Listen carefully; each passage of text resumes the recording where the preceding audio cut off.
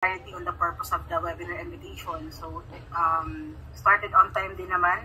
Yes, ma'am. As stated po doon sa ating invitation. You've logged in on time, so you demonstrated readiness in starting your session.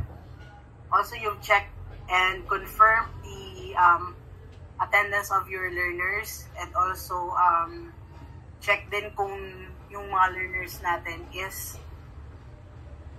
naka-enroll na or hindi pa doon sa ating session. Which is good, ma'am. Double checking.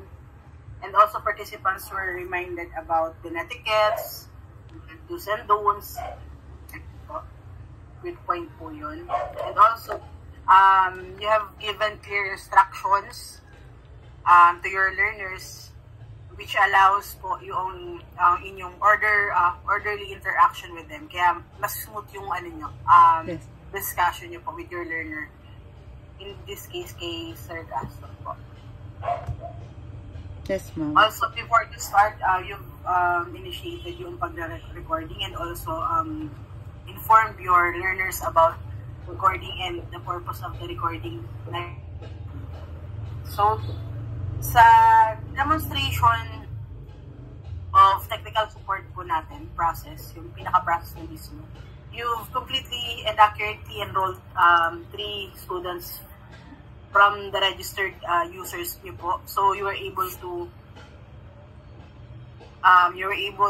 discuss kung paano sila i-enroll, and nagdagdag pa kayo ng additional information. You were able to navigate in the dev site natin ng ma-explain mo isa-isa yung mga elements na para mas madali siyang maintindihan ng learner, which is good, ma'am. Also, you were able to configure and allow you were able to configure and manipulate po yung ating LMS doon sa need ng student po natin. Yung nga, nagtatanong pa si Sir Casco pa paano yung ganito, ganyan.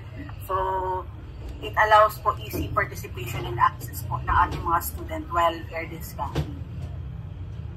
And you were able to, early give step-by-step demonstration for the self-enrollment, for the manual enrollment, for checking the status of the student. You were able to do that po. So, na-verify natin if yung ating enrollment ba ay na-count, kung nakita ba, or available ba dun sa students na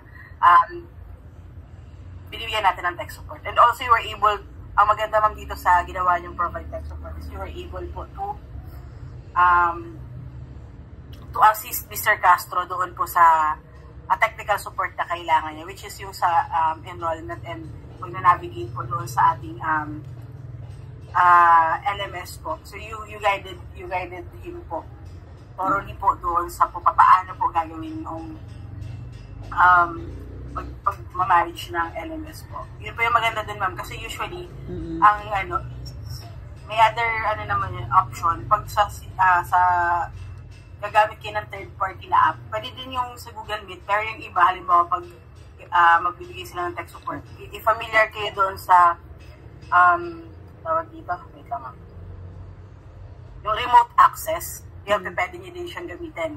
Pero yung sa inyo, ma'am, good po, ma'am, kasi na-utilize po yung Google Meet natin. You were able to assist Mr. Castro po in addressing po yung concern niya. Also, since nga po na-assist niyo siya, you've given the learner po, or Mr. Castro, a guided instruction na effectively naman po nagawa niya kasi evident naman po siya doon sa performance na while you were assisting him. So, prompt then and appropriate responses were given sa lahat ng inquiry po ni Mr. Castro. Okay. Since meron nakapag-establish kayo ng rapport with your student, he was able po to, and you were also able to communicate with your student well. Kaya, yun po yung pinakamaganda sa online learning kapag po mayroon kayong connection. Kasi mahirap po, yun nga sabi ko lagi na, mahirap i-contain yung attention ng mga students sa online learning. So, proper communication with your student po talaga ang key para magkaroon ng successful online session.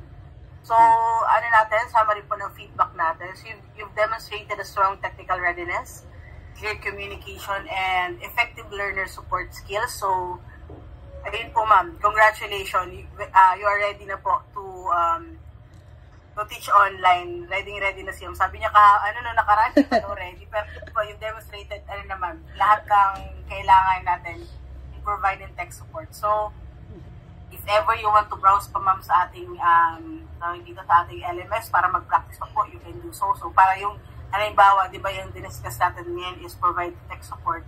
Yung ibang areas naman is ma-practice nyo din po. Okay. So, overall performance, ma'am, is satisfactory requirement naman sa lahat ng ating discussion with the provide tech support po. Okay po. Congratulations, ma'am. Thank you, ma'am. Wala na. sabi ni Sir Nico, baliw-baliw ka lang, sabi mong di mo kaya. Kaya, ma'am, very prepared kayo. And detailed talaga yung discussion niyo, ma'am. Congrats po. Thank you po. Thank you, everyone. Thank you, Sir Castro. Thank you, ma'am. Ay, ma'am. May favor lang, ma'am. Punta kasi ako sa papa ko ngayon.